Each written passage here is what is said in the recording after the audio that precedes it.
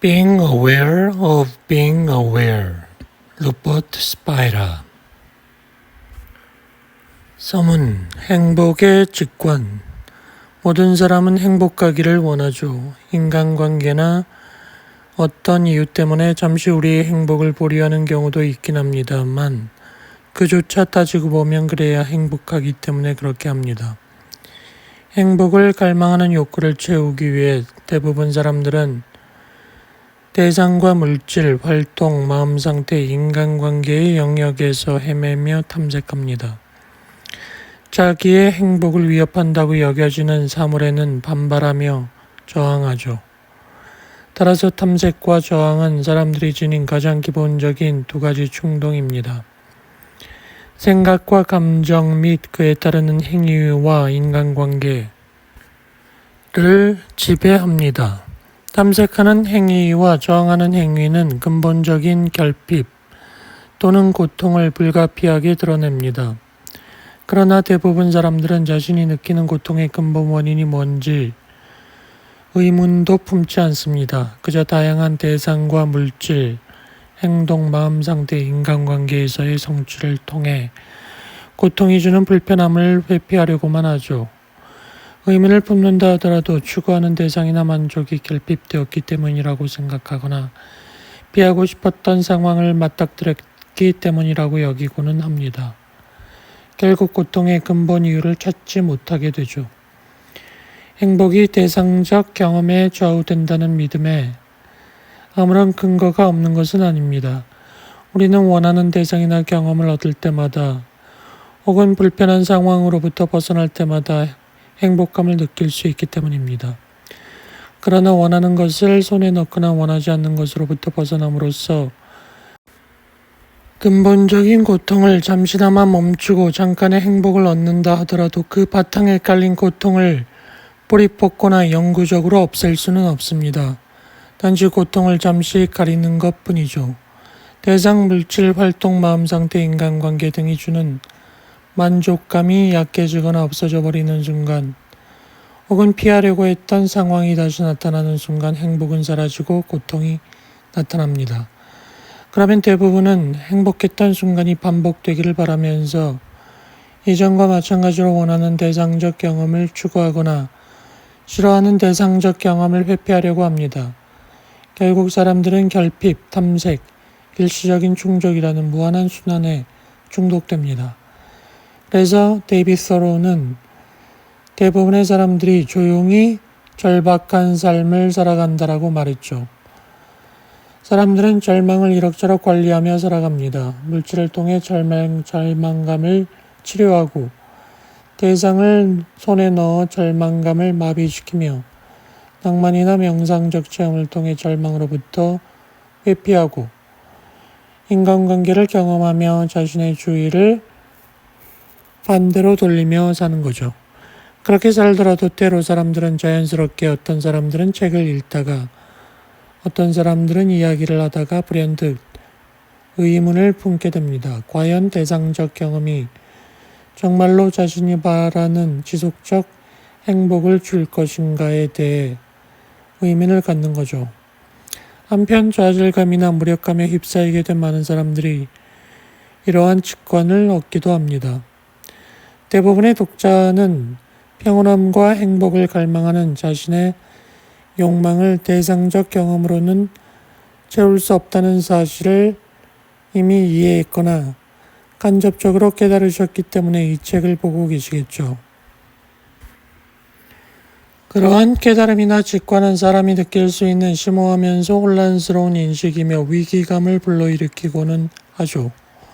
이 책의 목적은 바로 이러한 혼란을 탐구하고 해결하는 겁니다. 이런 깨달음에 도달하고 나면 더 이상 대상적 경험에서 지속적 평온함이나 행복을 찾으려는 시도를 할 수가 없게 됩니다. 이러한 직관을 자꾸 잊어버리고 대상적 경험에서 만족감을 찾으려 하면 할수록 그것이 불가능하다는 것만을 강하게 깨닫게 마련이죠. 이러한 직관을 무시하다가는 결국 파멸에 이릅니다. 어떠한 신이나 스승, 만트라, 호흡 훈련 등에 집중하는 종교적 영적 수행은 모두 대상적 경험에 불과합니다. 시간이 지날수록 대상적 경험을 통해서는 평온함과 행복을 얻을 수 없다는 게 분명해지겠죠. 그렇다면 단 하나의 가능성만 남습니다. 진정한 평온함과 행복이란 마음이 외적 대상이 아니라 스스로에게 향하도록 해야 얻어지는 것입니다.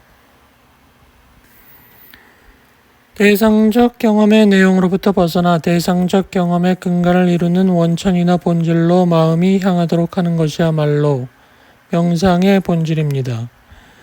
내면으로 향하는 길이고 스스로를 기억하고 스스로를 탐구하고 스스로를 지켜가는 길입니다. 이 책에서 모색하는 직접적인 길이 그 정점입니다. 성경에서 나오는 탕하의 이야기에도 이 같은 과정이 담겨 있습니다.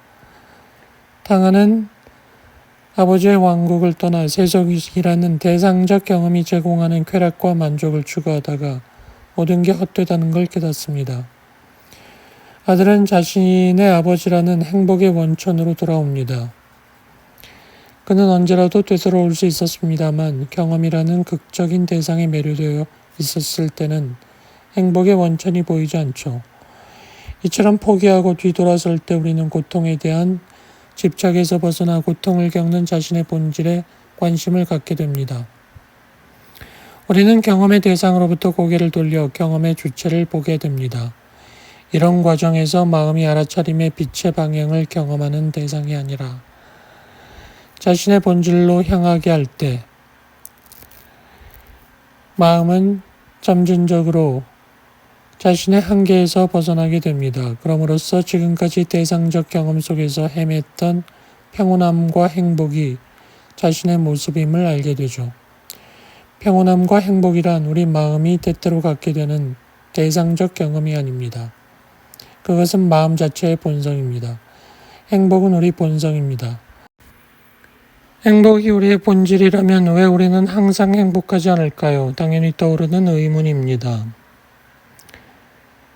행복도 가끔씩 경험하게 될 뿐입니다. 행복과 불행 모두 알아차림 안에서 번갈아가며 생겨나는 대상적 경험입니다. 회색 구름으로 꽉 찬 흐린 하늘을 떠올려 보십시오. 어느 순간 구름이 조금 사라진 곳에서는 파란 조각 하늘이 조금 보입니다. 곧 여기저기서 파란 하늘들이 조금씩 보인다고 합시다. 파란 조각 하늘들은 서로 연관성 없이 회색 구름의 움직임에 따라 나타났다 사라지곤 하죠. 이렇게 구름 덮인 하늘을 보자면 하늘이란 원래 회색 구름으로 찬 공간이고 파란 조각 하늘은 일시적으로 구름 안에서 나타나는 것이라고 믿을 수 있겠죠. 하지만 파란 조각 하늘을 탐구해 보면 사실 그것은 늘 존재하는 하늘의 일부가 드러난 것이고 회색 구름이 오히려 일시적으로 나타났다 사라지는 것이라는 것이 분명해집니다. 행복이라는 우리의 본래적인 상태가 잠시 드러나는 순간은 잿빛 구름 사이로 파란 조각 하늘이 드러나는 것과 같습니다. 사람들에게 행복이라는 것은 그저 불만족이라는 구름이 잠시 없어진 일시적인 상태에 불과하며 사람들은 그 행복한 상태로부터 얼른 도망가 버리고는 하죠. 하지만 우리가 마음의 본래 모습을 깊이 탐구해 본다면, 즉 생각, 느낌, 감각, 지각의 층위를 뚫고 내려가서 마음의 본질적이고 환원 불가능한 실체에 도달하게 된다면 우리는 항상 그곳에서 파란 하늘과 같은 평온함을 발견하게 됩니다. 하늘의 파란 조각처럼 행복은 처음에는 가끔 발생하는 일시적 경험의 형태로 나타납니다만 좀 더 탐구해보면 행복은 항상 존재하며 우리 경험의 이면에서 언제나 접할 수 있다는 사실이 드러납니다. 행복은 불행과 더불어 번갈아 일어나는 일시적인 경험이 아닙니다. 파란 하늘과 구름이 서로 반대가 아니듯이 행복과 불행이 서로 반대는 아닙니다. 구름이 파란 하늘을 잠시 가리고 있듯이 불행은 행복을 가리고 있는 것입니다. 행복이란 우리의 본성이며 어떤 조건과 상황에서도 마음의 원천에 우리 자신의 핵심부에 존재하고 있습니다. 행복은 드러날 수 있을 뿐입니다. 우리는 대상적 경험의 일종으로 행복을 경험할 수는 없습니다. 행복은 본래적 상태입니다. 우리는 그저 행복 그 자체가 될 수 있습니다. 불행은 우리가 대상적 경험만으로 알아챌 수 있기 때문에 우리는 불행 그 자체가 될 수는 없습니다.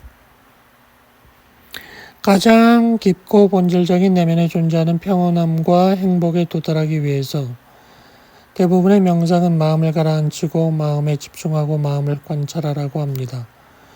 여기서 명상은 새로운 경험을 추구하는 것이 아닙니다. 다만 마음의 본질을 보고자 하는 것입니다. 대상적 경험으로만 향하기 마련인 마음의 주의를 내면으로 향하도록 해서 스스로의 본래적이고 실제적인 모습을 발견하고자 하는 길이 직접적인 길, Direct Path입니다. 직접적인 길은 베단타 전통에서 나타나 있는데 그것은 내면을 찾는 모색과 연관된 철학뿐만 아니라 구체적인 수행 방법에 대해서도 설명하고 있습니다. 베단타 철학은 본질적이고도 환원 불가능한 사람의 마음에, 즉 지속적인 평온과 행복의 원천에 직접적으로 다가가는 수단을 제시합니다. 그러나 베단타 철학은 사람들의 이해 수준과 문화적 조건에 따라 내용이 수정되어 왔고 이에 따라 베단타 철학의 핵심 요소와는 거리가 먼 것들까지 뒤섞게 되었습니다. 이 책에서 저는 우리가 베단타 철학을 처음 만나게 될 때 마주치게 마련인 동양적 전통이라는 문화적 포장 요소를 모두 제거하고 베단타 철학의 정수만을 뽑아 제시하고자 노력했습니다. 이 책 또한 현대적 문화 요소의 영향을 받긴 하겠지만 독자 여러분과 저는 현대 문화라는 동일한 문화적 조건을 공유하고 있기에 베단타 철학을 신비화할 가능성은 없습니다. 저의 스승인 프랜시스 롤스 박사는 진리는 모든 세대에 의해 매번 새롭게 재구성되어야 한다고 말했습니다. 저는 이 책을 통해 직접적 길을 재구성하고자 합니다. 동양 문화권에 직접 가보진 않았다 하더라도 지적으로는 이미 익숙하신 분들도 분리론을 둘러싸고 있는 이국적 개념 때문에 분리론의 단순한 핵심을 파악하기 어려웠을 겁니다. 전통적인 종교나 영적 가르침의 영향을 받지 않고 그저 진리를 탐구하는 새로운 세대들도 직접적인 길을 필요로 합니다. 이 책에서 모색하는 내면으로 향하는 길이란 전체 여정의 절반에 불과합니다. 일단 본질적이고 환원 불가능한 마음의 본성을 깨닫는다면, 그리하여 마음에 내재된 무조건적 기쁨에 접근한다면 그 다음 여정은 외부 세계에 대한 대상적 경험으로 우리의 주의를 돌리는 것입니다. 우리가 얻은 내면에 대한 새로운 이해를 토대로 생각하고 느끼고 그에 따라 행동하고 지각하고 관계를 맺는 모든 방식을 재구성해야 합니다. 내면으로 향하는 길의 정점은 모든 지식과 경험을 초월하는 알아차림입니다. 종교적으로 말하자면 영성이나 무한한 신의 존재와 탁월성과 그 본성을 깨닫는 것입니다.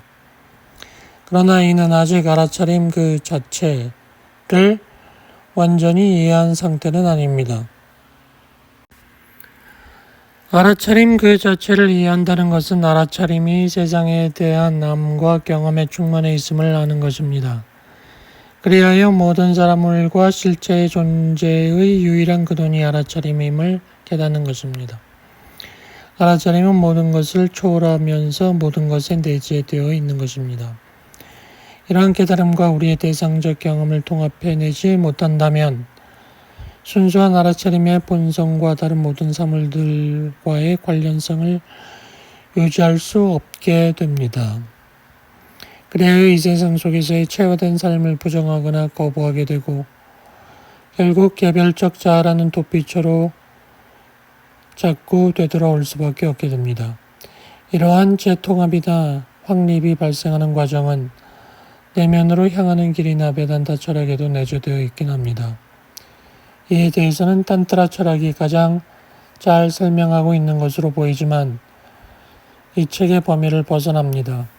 저는 2017년부터 출간하고 있는 명상의 정수 시리즈를 통해 알아차림과 대상적 경험 사이의 구분이 무너지는 것을 탐구하고자 합니다. 그러나 이 책에서는 알아차림이 늘 지금 여기에 있다는 것과 다른 모든 것에 우선한다는 것을 발견하는 데 집중하고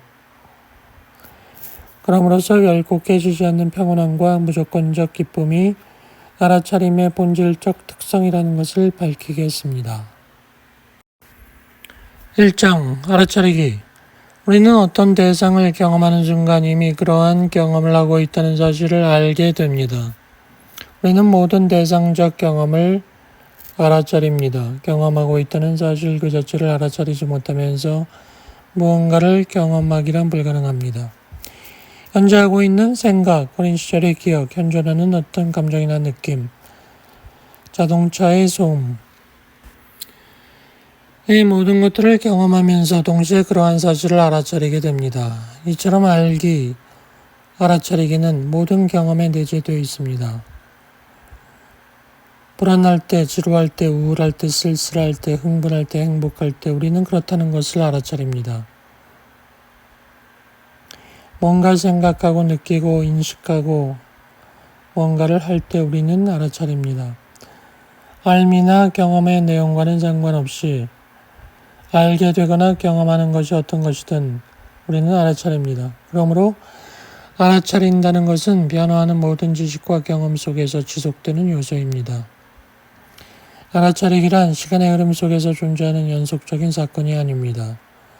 알아차리기는 시간을 초월해서 여기에 현존하는 것이죠. 그러나 우리에게는 시간의 흐름이라는 개념이 익숙하므로 여기서는 일단 알아차리기가 모든 경험 속에서 존재한다고 해두겠습니다. 생각, 이미지, 느낌, 감각, 지각처럼 대상적 경험은 나타나고 사라집니다만 알아차리는 경험은 나타나거나 사라지지 않습니다. 이러한 경험은 변화하는 모든 경험 속에서 존재합니다. 알아차림은 모든 경험에 세세하게 스며들지만 어떤 특정 경험 때문에 바뀌진 않습니다. 여러 영적 전통에서 알아차리기의 경험은 의식 또는 알아차림이라고 불립니다. 알아차림이란 단어는 알아차리기의 상태나 존재를 의미합니다. 의식과 알아차림이라는 단어는 명사이기 때문에 순수한 알기나 알아차리기라는 비대상적 경험이 마치 구체적인 경험의 대상인 양 오해를 불러일으킬 수 있습니다. 이런 오해는 의식이나 알아차림은 특별하고 미묘한 종류의 경험이며 우리가 대상적 경험을 하는 것과 동일한 방식으로 발견될 수 있다고 암시합니다. 그 결과 많은 사람들이 깨우침을 얻으려고 거대한 탐색을 시작합니다. 깨우침이란 마음 상태라고 착각하면서 말이죠. 이런 탐색은 알아차리기라는 경험을 친숙하고 즉각적인 경험으로부터 이탈시켜 추상적인 것으로 만들어버립니다. 그리하여 알아차리기의 경험이란 알 수 없고 불가사의하며 낯설다는 인상을 줍니다. 알아차림에 대한 지식은 나중에나 발견될 수 있는 거라고 생각되게 하죠. 알아차리기의 경험이 가장 직접적이고 즉각적인 경험이라는 사실을 깨닫게 되면 알아차리기를 경험하는 주체는 누구일까? 하고 묻게 됩니다. 안다는 경험을 하는 자는 누구일까요? 알아차리기의 경험을 하는 존재를 보통 나라고 부릅니다. 나는 내 친구가 무슨 생각을 하는지 알아차립니다. 나는 모두 알아차립니다. 나라는 것은 모든 지식과 경험을 알아차리는 자에게 우리가 붙여준 이름입니다. 알아차림은 스스로를 알아차립니다. 생각, 느낌, 감각, 지각을 알기 전부터 말이죠. 알아차림의 본질은 자기 자신을 알아버리는 것입니다. 알아차림은 자기 자신을 알아차리는 것이 주된 경험입니다. 나는 알아차린다라는 경험은 곧 알아차림의 자기 자신에 대한 알미입니다. 그러므로 스스로에 대한 우리의 알은 알아차림의 자기 자신에 대한 알미입니다. 태양은 스스로 빛나기 위해 특정한 방향으로 빛을 보낼 필요가 없습니다. 마찬가지로 알아차림도 스스로를 알기 위해 자신의 주의를 특정한 방향으로 보낼 필요가 없습니다. 사실 태양이 빛을 어느 방향으로 보내든 자기 자신보다는 다른 무언가를 비추게 마련이죠. 알아차림이 알의 빛을 어느 방향으로 보내든 자기 자신보다는 다른 무언가를 알게 할 뿐입니다. 그러므로 스스로를 알기 위해서 알아차림은 어떤 특별한 행동을 하거나 알의 빛을 어떤 특정 방향으로 향하게 할 필요가 없습니다. 알아차림이 스스로를 아는 데에는 아무런 노력도 필요하지 않습니다. 알아차림은 그저 알아차림이기에 스스로를 아는 것입니다. 2장 알아차림의 본질. 영화의 내용 때문에 스크린 자체가 요동치는 일은 없죠. 마찬가지로 알아차림 그 자체가 경험의 내용 때문에 방해받는 일도 없습니다. 생각이 흔들리고 감정이 고통스럽고 몸이 아프고 세상이 어지러워질 수는 있습니다만 순수한 알아차림 그 자체는 이러한 경험 중에 일어나는 어떤 것에도 동요하지 않습니다. 평온함은 마음이나 몸 또는 세상의 상대적인 평화로움에 달려있기에 언제라도 깨져버릴 수 있는 그런 평온함이 아닙니다. 스크린에 어떤 일이 일어나든 우리는 마음을 쓰지 않을 수 있습니다. 스크린 그 자체는 영화 속 등장인물이나 사물의 특성 한계를 공유하지 않습니다. 스크린만이 영화에서는 유일한 실체임에도 불구하고 말이죠. 마찬가지로 알아차림은 경험되는 대상의 특정 한계를 공유하지 않습니다. 영화가 상영되는 스크린 그 자체는 영화 속에서 일어나는 어떤 것에도 영향받지 않습니다. 알아차림 그 자체는 경험 속에서 일어나는 어떤 것에도 조건 지워지지 않습니다. 우리의 마음은 알아차림이 몸 안에 있고 따라서 몸이 지닌 한계와 운명을 공유한다고 믿습니다. 그러므로 마음은 몸이 태어날 때 알아차림이 태어난다고 생각합니다.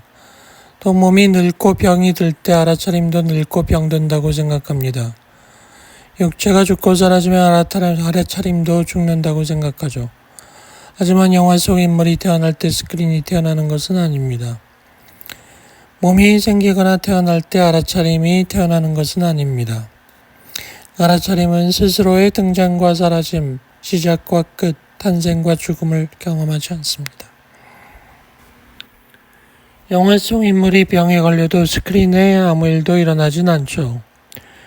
마찬가지로 몸이 병에 걸려도 알아차림에는 아무 일도 일어나지 않습니다. 그러므로 자신의 진정한 본질이 순수한 알아차림임을 깨닫는 것은 궁극적 치유가 됩니다. 만약 자기 자신이 순수한 알아차림이라는 것을 단순한 알아차림의 경험 그 자체라는 것을 깨닫게 된다면 그 사람은 완벽한 건강을 누리게 됩니다. 알아차림에는 결코 아무런 일도 일어나지 않습니다.